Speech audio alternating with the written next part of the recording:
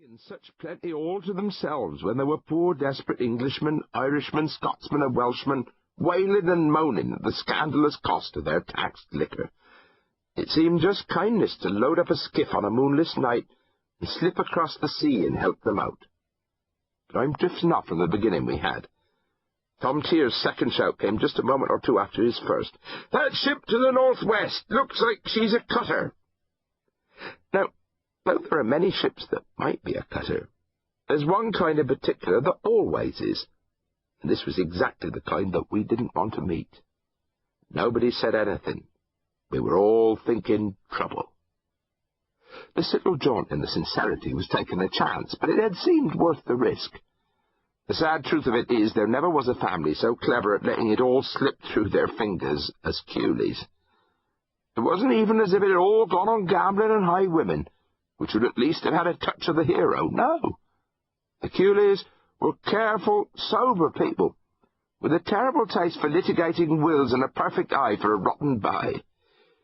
Even with my captain's wages, sailing dirty little vessels back and forth across the Irish Sea with cattle bones and such, I wasn't so much as stemming the tide. I knew if I didn't do something before long, it would all be gone, and Kewleys would be begging on Big Street like any set of poor mugs. Then one day, I heard how a merchant vessel had sailed into Ramsey Harbour bankrupt and was coming up for auction. There was only one way Kewleys had ever got themselves rich, so perhaps I should give it another try. I rowed across to Ramsey to put a sight on this stranded ship, and a battered old vessel she was, with a high quarter-deck like you hardly saw any more, and even a little toy of a cannon on the prow to scare the seagulls, but I never minded. Why, just looking at her, I could feel hope getting into my lungs. Within the week I take her. My wife was never pleased, of course. Sweet delight of my life, though Elias it is, when it comes to risk, she's one of those weighing kinds of female who won't venture twopence, though it could capture 50 guineas.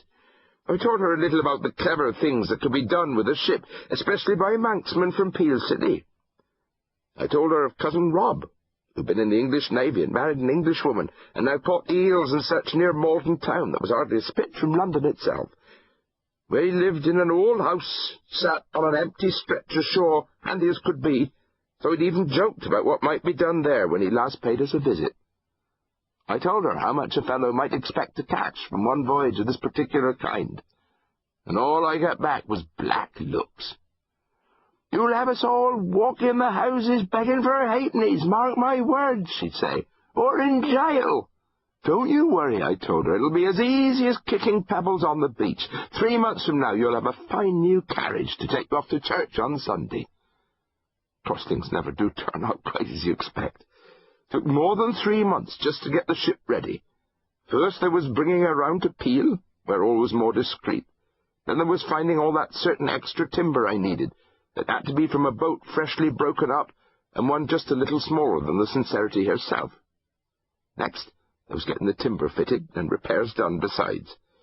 There was finding the crew, who had to be just right, every one of them, meaning they had to be Manxmen from Peel City, as no others could be trusted.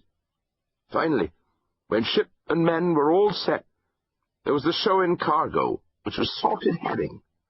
All of this cost a good few pennies, and I had to borrow from Dan Gorn, the Castletown brewer.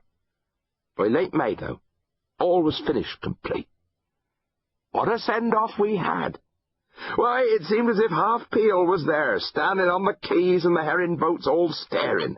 As I stood on the deck, I felt fine and brave as could be. The only thing to spoil it all was when I saw the Bishop of Man pushing his way through the throng towards us.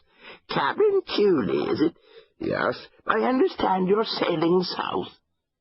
The Bishop of Man, I should tell, was an Englishman named Chalmers, being a huffy old Chris, always peering down his nose at the world.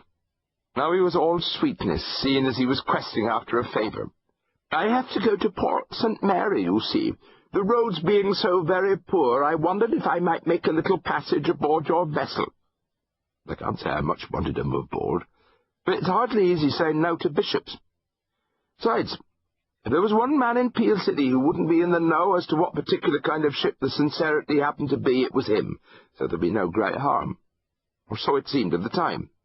Up he climbed onto the deck in his purple and silly-looking straw hat to keep the sun off his fine Englishman's head. Soon after that it was time to be away.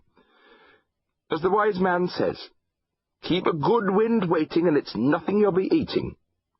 I gave a wave to Eliasset, though she hardly waved back, and soon the harbour was scrunched up small behind us, and it was time to twist her head about and give a thought to what was next.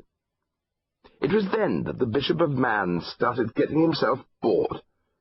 Soon he was yawning and strutting his way about the deck as if he'd been suffering shipboard life for months. It was the creatures he found to amuse himself.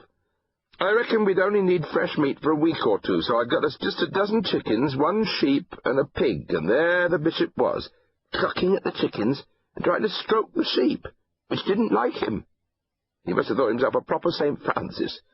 Not that any of that was so bad, no. What was bad came just after. What a splendid pig! It mightn't seem much to one who doesn't know, but it was to those that did. Not that I ever trouble myself with any foolish superstition, but I dare say some aboard did, and they'd have told you certain as death that there are particular words that must never be spoken aboard a Manx boat when she's out at sea, or it'll be bad luck all voyage. Though I'm hardly an expert, some persons insist you mustn't say rabbit, but instead pommet. Likewise for herring you must always say child. For a cat you say scraper. Rats are uncles or big fellows. Blue Judiths, a mermaid. Blue Johns, the sea.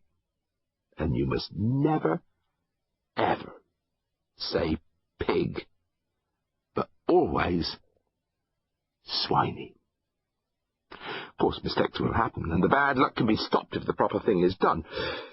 Whoever spoke wrongly should shout cold iron, and then touch the ship's cold iron as quick as he can. Trouble was that in this case it had been said by a foreigner, and a bishop besides. Consequently, we none of us said a word, though 1 or 2 might have given him looks, and he might have noticed them, too. Certainly he left the pig alone quick enough, and went below complaining of the sun, till we reached Port St. Mary and were rid ourselves of the old scris. Not that I was bothered by any of this, of course, having no time for such windiness, but I dare say there might have been 1 or 2 who were troubled that such a thing had happened, just as the Sincerity set sail. So there were more than a few words said about Bishop Chalmers, when, just 15 days later, Tom Tier gave his 3rd shout down from the masthead. "The cutter, she's turning towards us now!" Well, that left no doubting. In my experience, once bad luck gets started on a man, it will go on, and Captain Clark of the Coast Guard cutter HMS Dolphin was bad luck pure as air. "I must say I'm a little surprised at your destination," he said when he came aboard. "Unless I'm very much mistaken, Malden is a fishing port. Are you sure they'll be interested in a boatload of herring?" I gave him a shrug. "There's fish and there's fish." Of course, it wasn't the cargo he was really interested in. That was just starting. "What troubles me, Captain, is your position. Your voyage is from Peel to Malden, so why, I wonder, should we discover your ship sailing northwards from the direction of France?" "Well, we were hit by a squall just yesterday," said I. "It must have blown us 30 miles away to south." As it happens, there had been a bit of dirty weather the day before, and as the wise man says, choose your lies like you choose your wife, with care. Not that it did any good. "Captain Kewley, I must ask you if, contrary to your documents, you have broken your journey at a foreign port."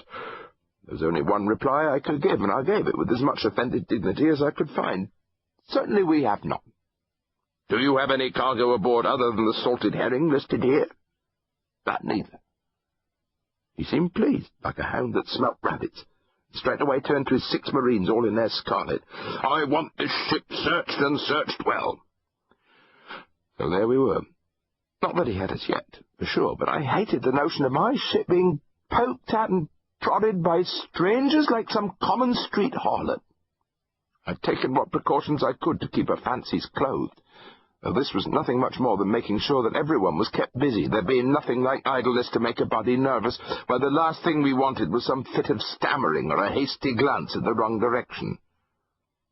Juan Brew, the chief mate, and Parrot Kindig, the second, were shouting out orders like 7 devils, making their boys jump around the deck with chores.